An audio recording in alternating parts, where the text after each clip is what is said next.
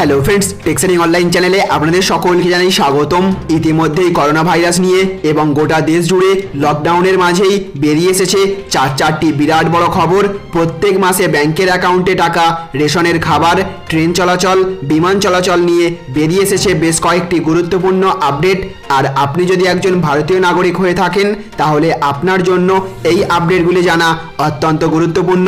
তাই অবশ্যই ভিডিওটিকে প্রথম থেকে শেষ পর্যন্ত দেখতে থাকুন। আর আজকে থাকবে এই নিয়ে আলোচনা। আর আলোচনা শুরু করার পূর্বে আপনাদের কাছে করব একটা ছোট্ট অনুরোধ। আপনি যদি আমাদের চ্যানেলে নতুন হয়ে থাকেন অথবা আমাদের চ্যানেলের ভিডিও এই প্রথম দেখে থাকেন তাহলে অবশ্যই আমাদের চ্যানেলটিকে সাবস্ক্রাইব করে রাখবেন এবং পাশে থাকা বেল আইকনটিকে বাজিয়ে রাখবেন যাতে পরবর্তী এই রকমই গুরুত্বপূর্ণ খবর আপনাদের ফোনে সবার প্রথমে পৌঁছে যায়। আর আপনাদের কাছে আরও অনুরোধ, এই ভিডিওটিকে একটা লাইকের সাথে সাথে জনস্বার্থে প্রচুর পরিমাণে শেয়ার করবেন, কারণ আপনার একটা লাইক এবং শেয়ারই আমাদের অনেকটাই উৎসাহিত করে এই রকমের লেটেস্ট আপডেট আপনাদের সামনে তুলে ধরতে। তো ফ্রেন্ডস, আজকের প্রথম আপডেটেই বলা হচ্ছে জরুরি নয় এমন সামগ্রী লকডাউনে সরবরাহ করা যাবে না, ই কমার্স সংস্থাদের নির্দেশ স্বরাষ্ট্র মন্ত্রকের। তো অত্যাবশ্যকীয় পণ্য নয় এমন কোনো জিনিস লকডাউনের মধ্যে ই কমার্স সংস্থাগুলি বাড়ি বাড়ি পৌঁছে দিতে পারবে না। রবিবার কেন্দ্রীয় স্বরাষ্ট্র মন্ত্রকের তরফে এমনটাই স্পষ্ট করে দেওয়া হয়েছে। একটি প্রেস বিবৃতিতে MH এর তরফে এদিন জানানো হয়েছে অত্যাবশ্যকীয় পণ্য নয় এমন সামগ্রী দেশের কোথাও বিক্রি করতে পারবে না কোনো ই কমার্স সংস্থা। এর আগে অবশ্য মোবাইল ফোন, টিভি, রেফ্রিজারেটরের মতো বিভিন্ন পণ্য সামগ্রী ই কমার্স সংস্থাগুলিকে লকডাউনের মধ্যে হটস্পট নয় এমন জায়গাগুলিতে বিক্রি করার অনুমতি দিয়েছিল কেন্দ্র, কিন্তু দিন কয়েক যেতে না যেতেই নিজেদের সিদ্ধান্ত বদল করল কেন্দ্র। স্বরাষ্ট্র মন্ত্রকের তরফে স্পষ্ট জানিয়ে দেওয়া হলো কোভিড-19 মধ্যে কোভিড-19 সংক্রমণ এড়াতে কোনো রকম ঝুঁকি নিতে চায় না কেন্দ্র। তাই এই সময় অত্যাবশ্যকীয় পণ্য নয় এমন কোনো সামগ্রী বাড়ি বাড়ি পৌঁছে দেওয়ার অনুমতি কোনো ই কমার্স সংস্থাকে দিচ্ছে না কেন্দ্র। তো ফ্রেন্ডস, আজকের আরও একটি বড় আপডেটে বলা হচ্ছে রেশনে আর দিতে হবে না লম্বা লাইন, দুর্নীতি রুখতে মুখ্যমন্ত্রীর বড়সড় পদক্ষেপ। তো গোটা দেশের ন্যায় করোনা পরিস্থিতি মোকাবিলায় আমাদের রাজ্যেও চলছে লকডাউন। এই লকডাউনে সাধারণ মানুষের কাছে খাদ্য সামগ্রী পৌঁছে দিতে বদ্ধপরিকর রাজ্য সরকার, কিন্তু রেশন ব্যবস্থার মাধ্যমে চিরাচরিত নিয়মে কিছু গোলযোগ ও দুর্নীতির কথা ইতিমধ্যেই মাননীয় মুখ্যমন্ত্রীর নজরে আসায় এবার রেশন ব্যবস্থায় কিছু পরিবর্তন আসতে চলেছে বলে মনে করা হচ্ছে। চিরাচরিত পদ্ধতির পরিবর্তে এবার রেশন ডিলারদের প্যাকেটে করে প্রাপ্য চাল, গম ইত্যাদি গ্রাহকদের হাতে তুলে দিতে হবে। আগে থেকে ডিলারদের তা প্যাকেট করে দোকানে রাখতে হবে। শনিবার নবান্ন থেকে এই বিষয়ে নির্দেশিকা জারি করা হয়েছে। এর ফলে গ্রাহকদের আর লম্বা লাইনে দাঁড়িয়ে রেশন তুলতে হবে না। অন্যদিকে রেশন নিয়ে ওঠা দুর্নীতি আটকানো যাবে। করোনা ভাইরাসে গোষ্ঠী সংক্রমণ রুখতেও এই পদ্ধতি অনেকটাই ফলপ্রসূ হবে। তো ফ্রেন্ডস, আজকের আরও একটি বড় আপডেটে বলা হচ্ছে প্রতি মাসে টাকা দেবে মোদী সরকার লকডাউন চলতে থাকলে। তো এই লকডাউনের আবহে প্রধানমন্ত্রী নরেন্দ্র মোদী নিয়ে এলেন গরিব কল্যাণ যোজনা। এই যোজনার অন্তর্ভুক্ত সকলেই লকডাউন চলাকালীন প্রত্যেক ভূমিহীন কৃষকদের 35 কেজি চাল দেওয়ার ঘোষণা করেছে কেন্দ্রীয় সরকার। এর পাশাপাশি প্রধানমন্ত্রী জনধন যোজনা খাতে এই লকডাউন চলাকালীন মহিলাদের মাসে 500 টাকা করে দেবে মোদী সরকার।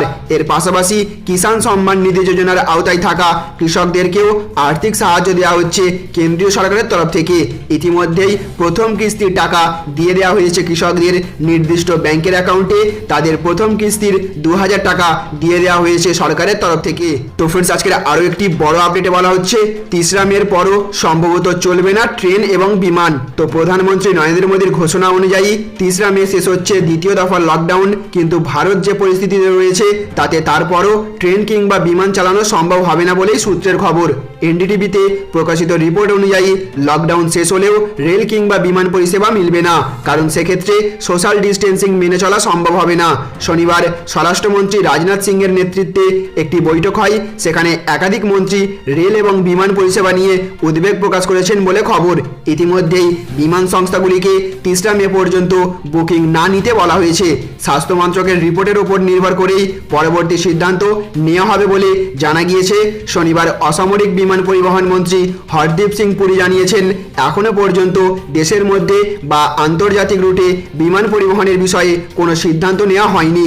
সরকার সিদ্ধান্ত জানানোর পরই বুকিং শুরু করবে এয়ারলাইন্সগুলি। শনিবারই জানা যায় 4 মে দিন স্থির করে বুকিং খুলে দিয়েছে এয়ার ইন্ডিয়া। এই বিমান পরিবহন সংস্থার পক্ষ থেকে জানানো হয়েছে কিছু নির্দিষ্ট দেশীয় রুটে বিমান চলাচল শুরু করতে চলেছে তারা। 1 জুন থেকে আন্তর্জাতিক উড়ান পরিষেবা শুরু করতে চায় এই সংস্থা। তবে করোনা ভাইরাস থেকে উদ্ভূত পরিস্থিতি বিচার করার পরেই চূড়ান্ত সিদ্ধান্ত নেওয়া হবে। তাহলে ফ্রেন্ডস বুঝতে পারলেন, আগামী 3 মে যদি লকডাউন তুলে নেওয়া হয় তাহলেও কিন্তু বিমান কিংবা ট্রেন চালানো সম্ভব হবে না বলে জানা যাচ্ছে সূত্র মারফত। অর্থাৎ মানুষের মধ্যে সামাজিক দূরত্ব বজায় রাখতে, সোশ্যাল ডিস্টেন্সিং মেনে চলতে এখনও বেশ কয়েকদিন ট্রেন এবং বিমান পরিষেবা মিলবে না যাত্রীদের। এই খবরটি শোনার পর নিতান্তই দেশবাসীর মনে আরও একবার প্রশ্ন জাগতে শুরু করেছে, তাহলে কি 3 মের পরেও বাড়বে লকডাউন? যদিও গতকাল এয়ার ইন্ডিয়ার তরফ থেকে জানিয়ে দেওয়া হয়েছিল আগামী 4 মের পর থেকে বুকিং খুলে দিচ্ছে তাদের বিমান পরিষেবার জন্য। তবে আজ আরও একবার স্বরাষ্ট্র মন্ত্রকের তরফ থেকে পরিষ্কারভাবে জানিয়ে দেওয়া হয়েছে আপাতত 3 মে পর্যন্ত বন্ধ থাকবে সমস্ত ধরনের বিমান পরিষেবা এবং ট্রেন চলাচল। তো ফ্রেন্ডস, আপনিও কি মনে করেন আগামী 3 মের পর সরকারের লকডাউন বাড়ানো কি দরকার, নাকি আগামী 3 মের পর লকডাউন তুলে দেওয়া উচিত? অতি অবশ্যই আপনার মূল্যবান মতামত কমেন্ট বক্সে প্রকাশ করবেন। যেভাবে গোটা দেশ জুড়ে অর্থনৈতিক বিপর্যয় লক্ষ্য করা যাচ্ছে এবং দেশের গরিব এবং মধ্যবিত্ত শ্রেণীর মানুষেরা দিনের পর দিন না খেয়ে দিন কাটাচ্ছেন, সেই দিকে লক্ষ্য রেখে সরকারের কি আদৌ উচিত হবে আবারও লকডাউন বাড়ানোর? অবশ্যই নিচে কমেন্ট করে আপনার মতামত প্রকাশ করবেন। আর দেশের গরিব এবং মধ্যবিত্ত শ্রেণীর মানুষদের জন্য, বিশেষ করে দেশের দিন আনা দিন খাওয়া মানুষদের জন্য সরকারের আরও কতটা আর্থিক দিক থেকে সাহায্য করা দরকার বলে আপনি মনে করেন সেটাও কমেন্ট বক্সে জানাবেন। তাহলে ফ্রেন্ডস, বুঝতে পারলেন, এই ছিল আজকের কয়েকটি গুরুত্বপূর্ণ আপডেট। আমাদের উদ্দেশ্য ছিল কেবলমাত্র এই আপডেটগুলি আপনাদের সামনে তুলে ধরে আপনাদেরকে জানিয়ে দেওয়া। সতর্ক থাকুন, সচেতন থাকুন, সামাজিক দূরত্ব বজায় রাখুন। আপনাদের সকলের কাছে অনুরোধ, এই ভিডিওটিকে জনস্বার্থে প্রচুর পরিমাণে শেয়ার করবেন, যাতে আপনার করা একটা শেয়ারে আপনার বন্ধু বান্ধব, প্রিয়জন, পাড়া প্রতিবেশী থেকে শুরু করে সকলেই জানার সুযোগ করে দিন এবং সকলকে সতর্ক থাকার, সচেতনতা অবলম্বন করার পরামর্শ দিন। ভালো থাকুন, সুস্থ থাকুন। Thank you friends, thank you for watching.